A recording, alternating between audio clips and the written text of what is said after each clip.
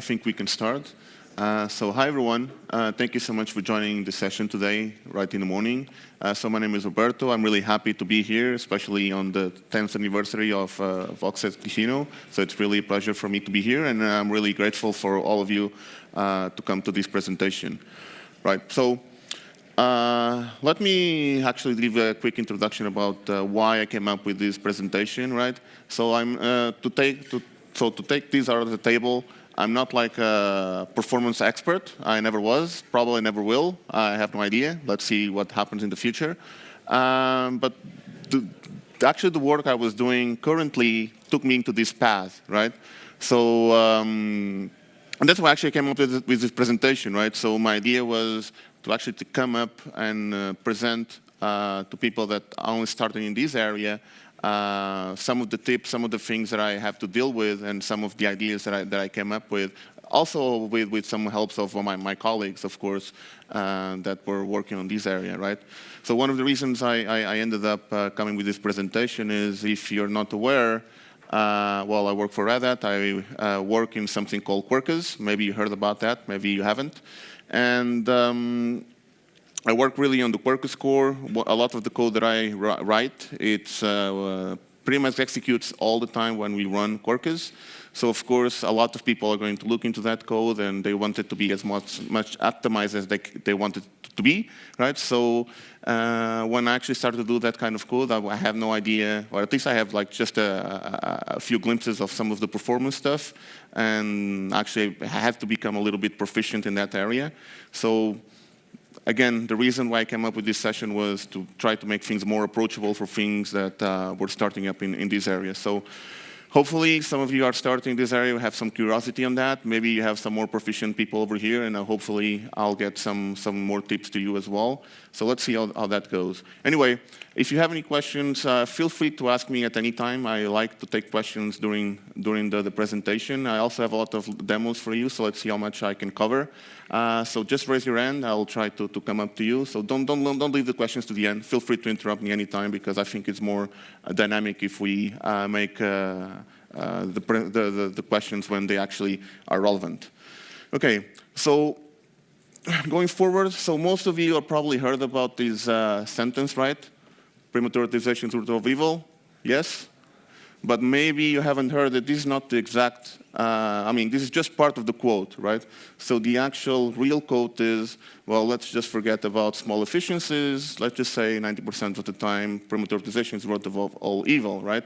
So sometimes you have to look into the context of things, and that particular sentence was, I believe, was taken out of the context, and then people end up using that particular sentence to say, well, we're not going to look into optimization pieces because, we're not going to authorize prematurely, right?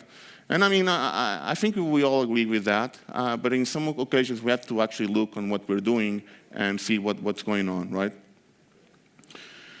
Now, as I told you, I have a couple of demos, so I'm going to go with a very small one first, so to get the feeling on what we're doing, and then I'm going to try to go with a more real-life example, right? So in this particular case, I'm going to say, how can we prefix a large number of names, as an example, right? And probably you're going to do something like this, right? So do you agree with this solution? Right? You basically have like a list of names. You stream them, and then you just prefix them with a dot, right? Whatever. And then you do collect them to a list. So this is a very common piece of code that you will write. So be honest, how many of you will write this kind of code? Yeah, pretty much the entire room, right? And that's fine. There's nothing wrong with that. And that's going to solve the issue. That's OK. But we can have a look to see how performant and how great that code is. But before going into that, right, well, probably you heard about Game of Thrones, and you know Jon Snow. He said, well, you know nothing, Jon Snow. And that's how I feel every time that I write some code, is that I don't know nothing about the code that I'm writing. I don't know how it's going to behave. Well, I know what's going to be the input and the output, but internally, most of the times, I don't know how it's going to behave. Well, now I have a more or less idea, right? But the point that I'm trying to make is, you cannot guess what's going to happen. You have to measure it, right? And the reason is you want to measure it to know what you're going to do next, right? So if you're just doing things by feeling, well, you may get good results, maybe not. But most of the time, what you want to do is really measure what you're doing, so you can then, after you have a baseline of your initial solution, then you can iterate on that, and then you can just try different solutions, and then you can just pick them against each other and see what works best for you, right? So yes, I mean, in today's world, I mean, data is everything, right?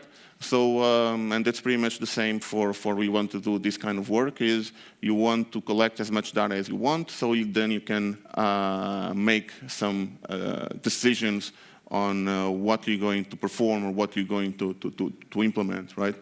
So if not, I mean, you're just going to be another person with an opinion, and that's fine. But usually what you want over here is you want to have real data, you want to have real measurements, so you can say, well, this is going to behave this way, and that's fine, or I want to have this behaving another way, and that's fine as well.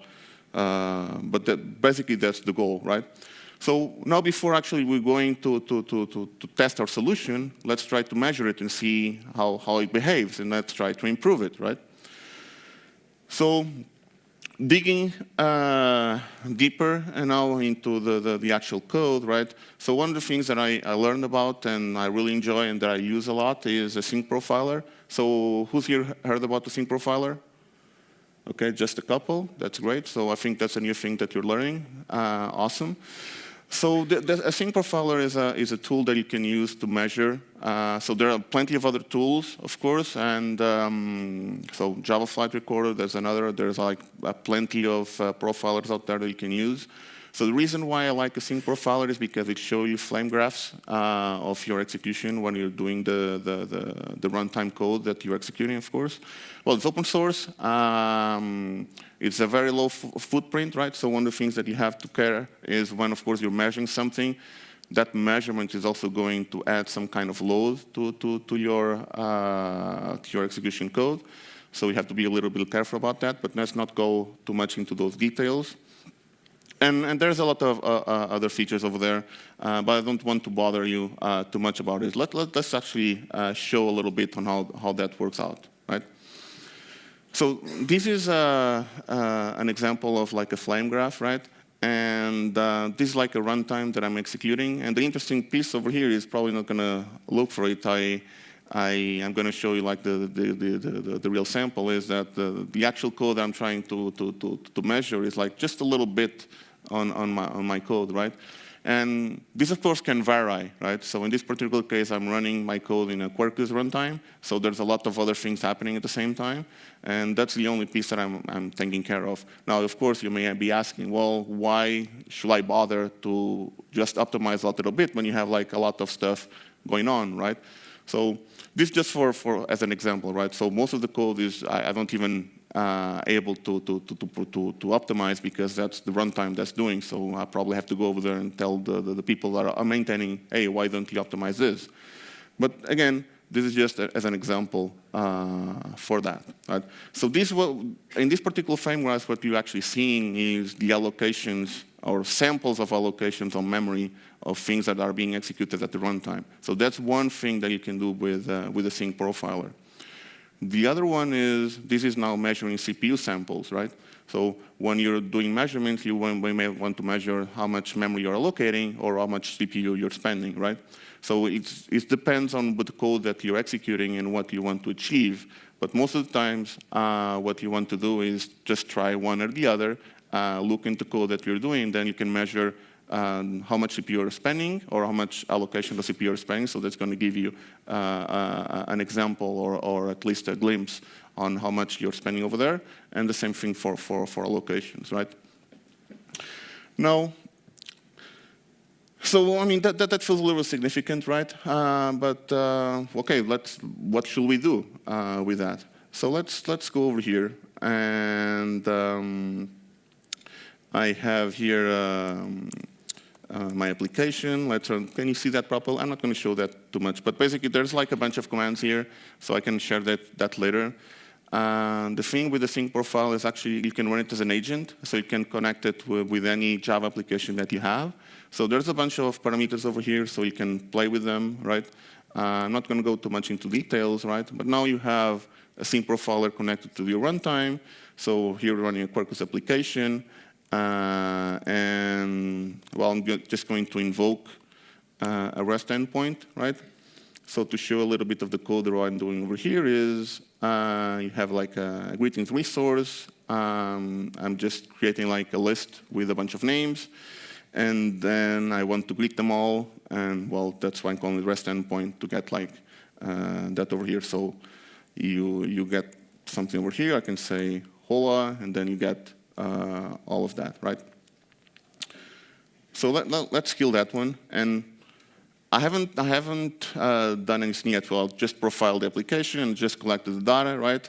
And now I can just run another command. So this command, what's going to do is it's going to pick up all the data that I'm collecting. It's going to generate the flame graph for the samples of the memory location that I just executed over there, right? And that's going to give you something similar to this. So the one that I was showing you, right? So let's do a refresh over here. So you see there's a lot of things happening in that runtime. So let's try to search the one that I just did. So if we go to the code, we'll see what's called like a greet, right? So we can say greet over there, and we should, sorry. So .star greet, it should show up here something. Okay, there you go. So it's a little bit slow. So now you see that if you click over here, you'll see, so probably it's not very big, but you'll see there's like around 1.7 million samples of allocations doing in that particular method that I just called. And this actually, it composed like 2.79% of the entire memory allocation of that particular execution of that runtime. So maybe significant, maybe it isn't. Again, it doesn't really matter. What we're just trying to explore is looking into the flame graph, looking at what we're trying to optimize, right?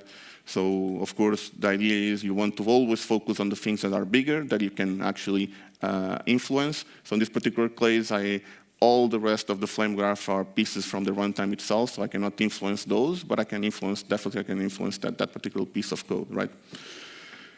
So, again, what you have over here is that's the one that we agreed on. That was like a proper solution, right? And I mean, that's totally okay with that. Now, so how can we improve that, right? Do you guys have any idea? So could we just come over here and just do some code over here? Any ideas over here that we can do? How are we going to measure that later? Well, we can do the same process again, and we'll just change the code, do some flame graphs, and see the options, right? But now I'm going to introduce you something different, right? So when I go into this particular type of details, so now I use AsyncProfiler and the flame graphs to identify the pieces that I know or that I want to optimize, right? Now, what I want to do next is I want to use something which is called do a micro benchmarking on that particular piece of code, and for that particular piece, I'm going to use something called the JVM harness for this. So let me see. I have it right here. Okay, so let's improve here again. So have you heard about this before? Okay, a few more people, right? So the idea with this is something that's coming from the JVM team, and this allows you to do like micro benchmarking to the piece of code that you want to execute, right? So the idea with this is this allows you to just write particular pieces of code, and then you can just measure it against and pick them against each other, right? Which is very interesting, right? So as you can see over here is, I'm not going to go again because we don't have much time, but I'm not going to go into much details about what all the annotations do and what all the pieces that we have over here. But still, what you have is You just slap these a couple of annotations, right? So there's a lot of things that you can play with, of course, like warming up the JVM to make sure that everything is like pre-compiled on the JVM, right? For now, I mean, don't take these numbers, right? So I only have these numbers here just to make it faster to execute here as a demo. But if you want to do this properly, right, so you have to tune this to proper numbers, right? And that may be different from what you want to achieve. So one thing is I have a state, right? So because I am interested in measuring that particular solution, right? I don't want to measure all, well, the generation of the names themselves, right? So what I'm doing here is just create something like called a state, and this is going to be created by the benchmarking tool, but it's not going to be measured, right? So it's just going to be something that I'm going to have over here, and then I can just pass in to whatever solution that I want, right? So in here, I have the one that I have, right? And then I have a couple of more. So I'm just measuring throughput for the time being. And so now we can play with this. So anyone has any suggestion to what we can do here to improve the code? Yes? We parallelize the stream. Okay, we can use this through a string builder.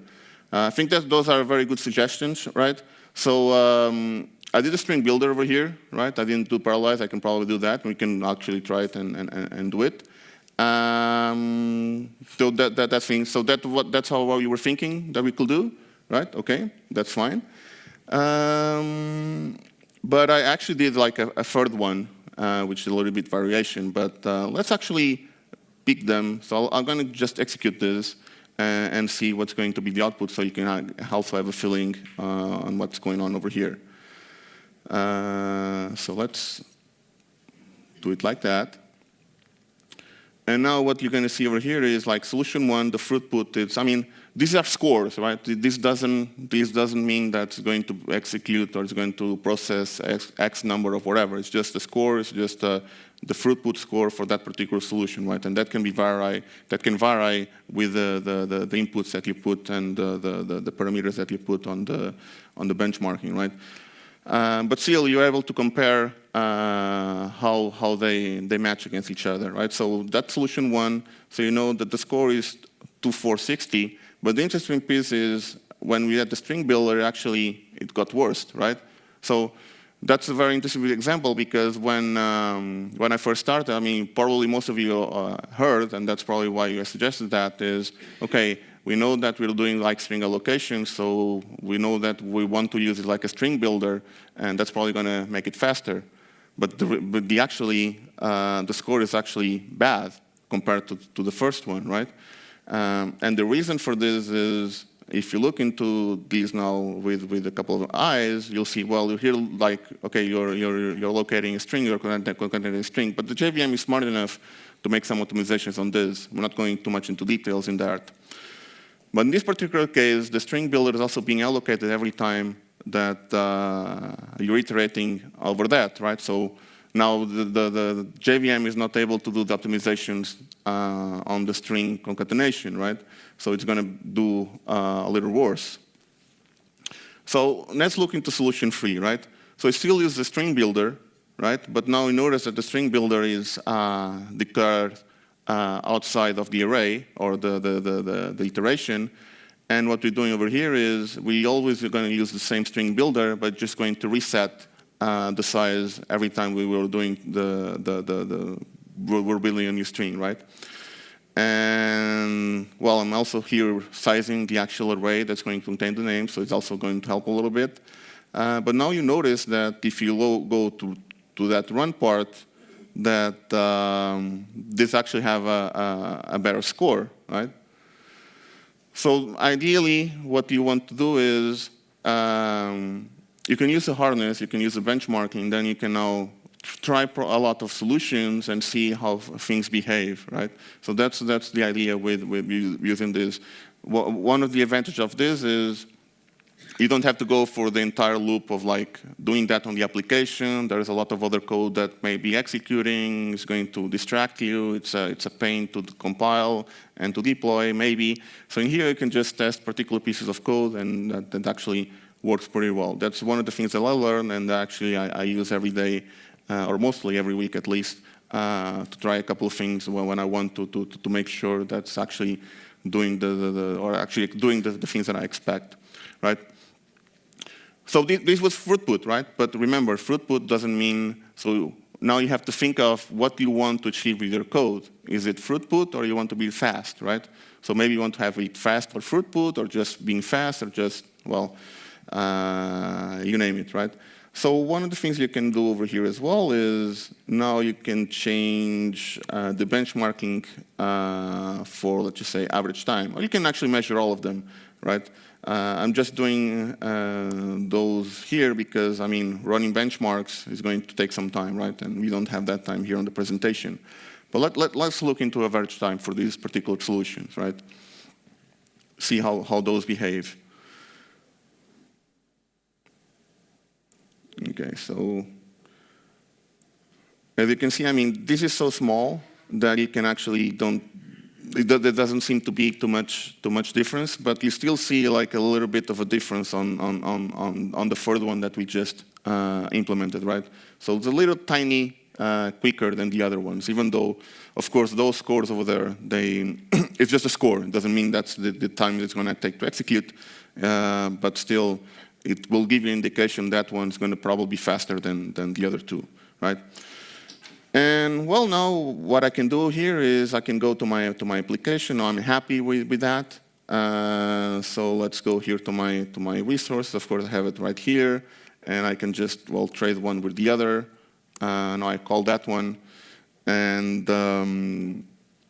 so let's go over here. I have to recompile. So actually, I didn't set that up, so probably with Quarkus, you can actually run the application, and then you can just reload it. But the reason I'm doing this here is because then you get the flame graph for the entire execution, even with reloads, and I only want that particular piece, so I'm just doing that in this particular way. So again, I run the profiler, right? So that's done. I'm going to do the curl.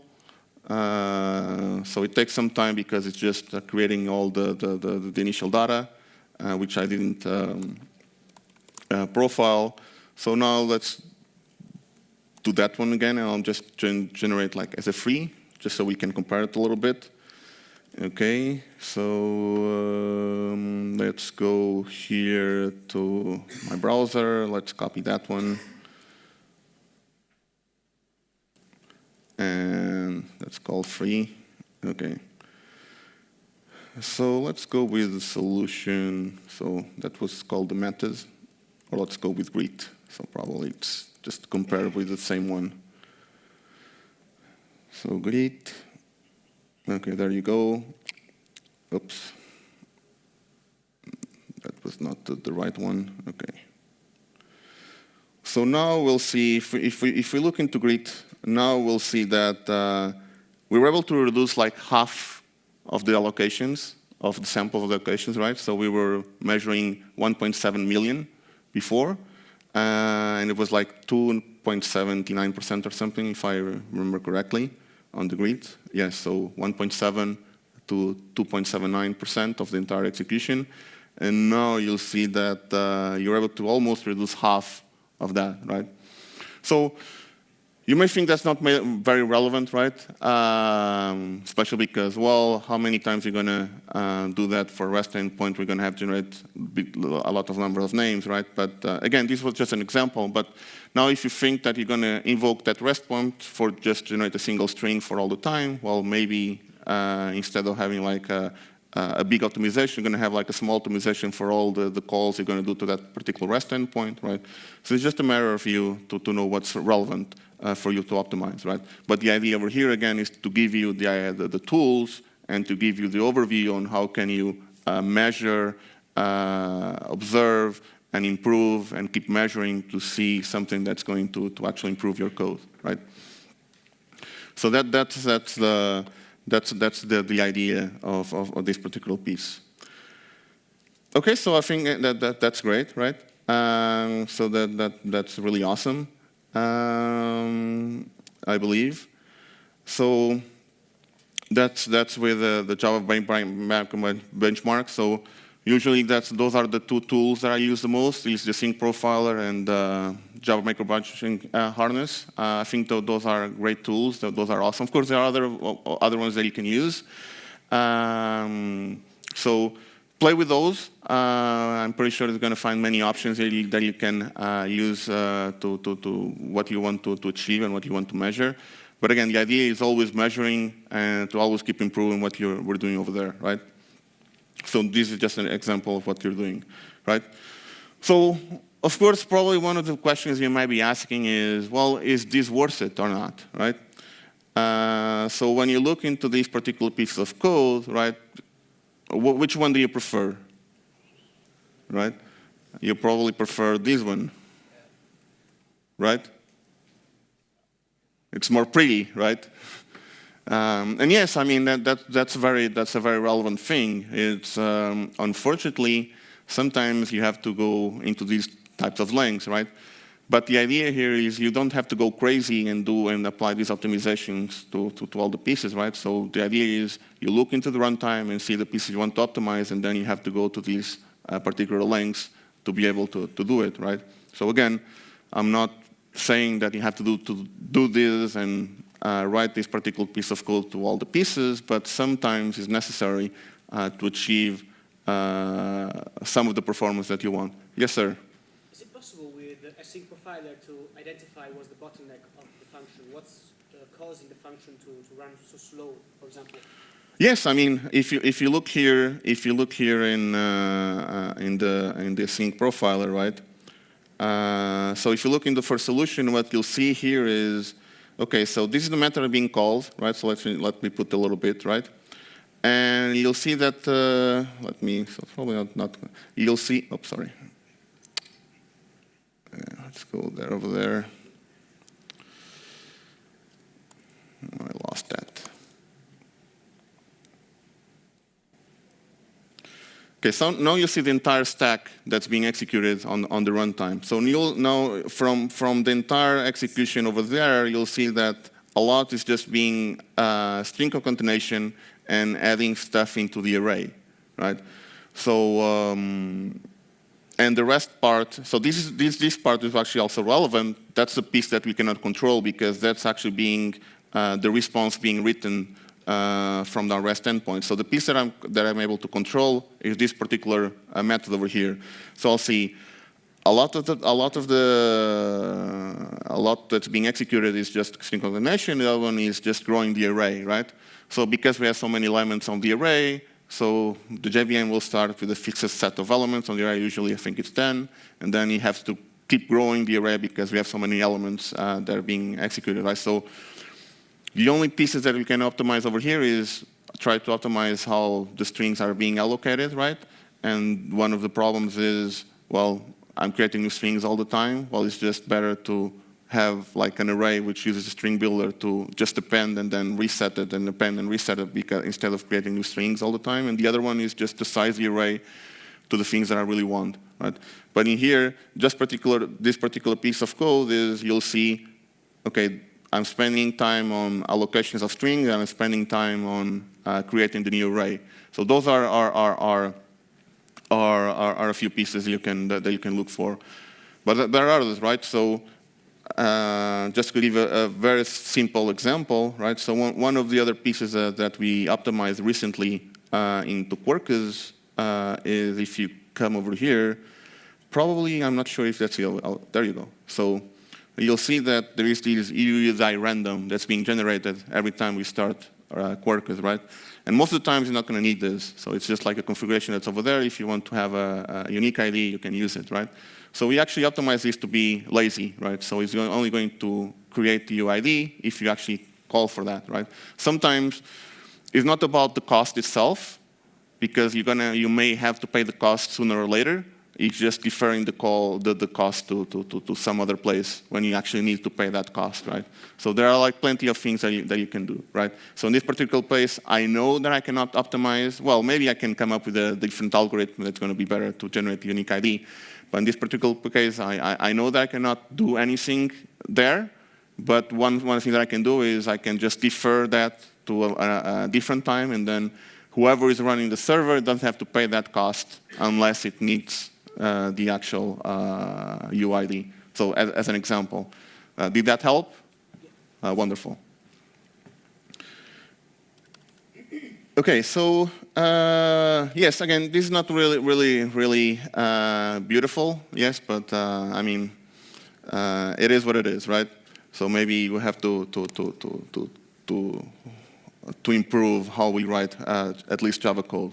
Okay, so how about the real requirement, right? So one of the things that I was showing you was just an example that's probably not like a real life example, but one of the pieces that I optimized in Quarkus recently, well, maybe in the last year, so one of the things that I do in Quarkus is I work on the configuration side of Quarkus. It has to deal with a lot of things, and it's always going to execute every time that you run Quarkus, right? So we got this requirement, right? So probably all of you are running some kind of server, running some kind of application, and all of you have configuration, and probably you want to set environment variables to configure application. Have you done that before? Yeah, a few of them, but at least configuration you do it, right? So what do you want to do with configuration, right? So you want to, an environment variable is like uppercase and usually split by underscores, right? So you want to match that with, so those are the requirements that came to us, and you want to say, well, you want an exact match with the name that you're looking for, or if you don't find that, well, just replace the dots with underscores, and then you find that. Or you just replace that, the underscores, and then you uppercase, right? And then you do the match again. So let's see how we do it, right? So here I have like a solution, and I did follow the exact same, and that was our implementation. This was our implementation for like 4 or 5 years, and I followed the exact thing that was on the requirement, and that's why actually one of the things we usually do is we look into requirements and we follow what's over there. So what do we have over here? Okay, exact match. Okay, I have a name. So let's search on the properties on the properties for environment variables. We'll search for that name, right? So if we found the name, that's okay. We'll return the value. Okay, if not, well, let's replace the characters by underscores. That's the next one, right? And if we find it, we'll return the value. And if not, we'll just do uppercase and, and well, we'll match the value, right? So do you agree with this solution? You'll say most of you agree, right? I mean, it's exactly doing what the requirements are asking us to do, right? And that's great. But how do you feel this is going to perform? Do you have any idea? Well, probably not, because what you want is to actually measure what's going to happen, right? So let's measure it. So again, we're going to use a harness again, and so let's run these over here.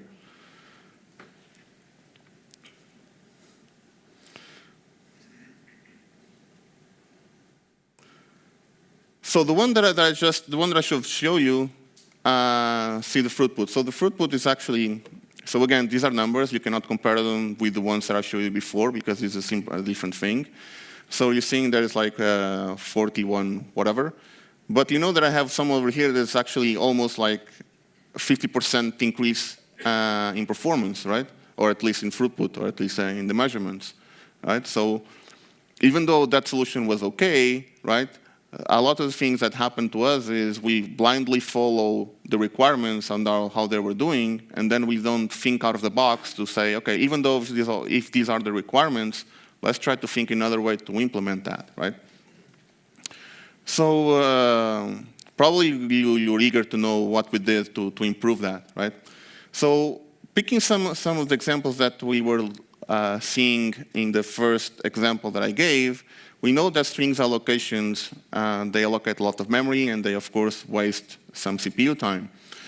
So now notice, well, you haven't looked into these methods, but it's using a string builder or whatever, doesn't really matter. But what we're going to see over here is you're creating a new string to sanitize and replace the non-alphanumeric characters by underscores, which was part of the requirement. And then you're allocating a first string when you're converting that to uppercase. So in reality, what you're doing is you're picking up the property name that you were getting, and then not only you're searching it 3 times on the same array or the same map, and every time that you search something on the map, it's going to, of course, going to calculate the hash code, have to look on the map, but you also create 2 new strings to look that on that map, right? So just by looking at that. Of course, I'm cheating a little bit because I already know the behavior of this code, and that's the first time you're looking into that code. So we actually ended up doing something really different, right? So this is what we did. And in reality, what we actually wrote over here was a completely different function. You see, it's a little bit tricky, a little bit complicated, right? Yeah, so it's quite big, right? But in reality, what the function is actually doing is just picking up the name, right? And instead of just doing all the conversions, it will just iterate the string, and it's just going to match each particular character with all the rules that we have on that particular requirement that we have, right? So in this particular case, what we actually able to achieve is we don't have to do all these strings allocations by transforming the strings to uppercase and removing the underscores, right? So instead of, well, if you look over here is, on this requirement is, well, if you're looking for this, well, in this particular character, I can match either a dot or underscore, right? Or I can match an uppercase or a lowercase, right? So you'll do all the checks on all the letters all the time. And in that particular case, what you're going to do is you're just going to transverse the string a single time, and you're going to do all the matching to comply with the requirements a single time, right? And that's going to translate to the results that you have over here, right? And of course, this can probably be more or less improved. One interesting thing that we did over here is we actually start matching the string backwards, because it's actually more probabilistically for you to fail the equals if you start matching the string backwards than if you do it forward, right? Especially when you have prefixes on names that are going to be the same all the time. So there's a lot of tricks that you can use. And again, this particular piece of code has a lot of iterations, and we did use Yarness. That's a good way for you to just test, like, even after you have a final solution, that's a particular good way for you to test really small line code changes to see, okay, now let's try it this way and see how that behaves. Now let's try it the other way and see how that behaves. So allows you to do these really cool micro-optimizations. So again, you may be asking me, well, why is this relevant, right? Now let me show you. So the first time we came up with this, I just copied the pull request I did for Quarkus that included this change. And while most of the times you're not going to notice a lot of the performance in the JVM mode, right? So a lot of times you're going to notice that a lot on native images. So are you familiar with native image? I'm pretty sure a lot of you already are, right? So now look, of course I did a couple of other optimizations, but in this particular case, because we have to match a lot of strings, we were able to reduce the native executable start from 25 milliseconds to only 17, right? So again, it doesn't seem that relevant, but for native image, actually a very big improvement. And of course, we were able to reduce as well the JVM start. Not as much, of course, because JVM does a lot of other things. And again, we were also able to reduce the memory usage of both native image and the JVM, because I mean we're not allocating as many strings as we were before. This is as an example. So a couple of other optimizations again. So now we were able to do a couple of other things, and we're able to reduce even further. And now we're just running the Quarkus native image in under 20 milliseconds, so only 16. Right? So, and these are the tools that we use to just monitor what we're doing and try to optimize it as much as we want. So, of course, you may be wondering, well, just building like a regular application, maybe I don't need these kind of performance optimizations, and maybe you're right. But that's not the point. The point is for you to have the tools, you know the ideas, and then if you come across to some problem, then you know how to approach it and you know how to improve it, right? And that's actually what I have to do. Again, as I told you before, I was never a performance guy. Probably don't want to be a performance guy. I like to write just regular code like any other else. But I think it was a good experience for me to have to learn a couple of these things to actually do, right? So one of the things we didn't look a lot at the CPU, right? And the reason why I prefer not to include this in the presentation is because, from my experience, a lot of the things that take time is just doing allocations. That's what most of the times we do. It doesn't mean that the CPU is not important as well, but I do approach things as if we reduce allocs, we're not only saving memory, but we're also going to reduce the CPU at the same time, right? If you want to have CPU-related problems, of course, you can use the same techniques, but most of the times, this is my experience. One thing that I want to also tell you is, have you heard about the 1 billion row challenge? Okay, a few of them. Awesome. So there is this 1 billion row challenge. It's really great. So the idea is that you have like a CVS file and you have to process it as fast as possible, right? So if you're interested in that, there is a GitHub issue for that. And it's right over here. And they have like really, really awesome numbers, right? So there's like, of course, a ranking board, a leaderboard. As you can see, like there's like people. The first one is just processing this in like 1.5 seconds, right? Which is really impressive. Now, you can try, of course, to beat these numbers, but I like to tell you about this repo because I learned a lot also by looking on what people did to improve things. So some of the things that you also learn is just by looking at what other people have done. It is a good learning experience if you're looking on a couple of things that all of these guys did to process that. By the way, try to do that with AI-generated code. Someone did, and it took like 5 minutes to process it. Right? So I think we're still relevant. Don't. AI is not going to take our jobs. Okay, so coming back to the first one, right? So premature authorization root of evil, that's okay. You don't have to optimize all the stuff, but at least you have the tools on how to do it.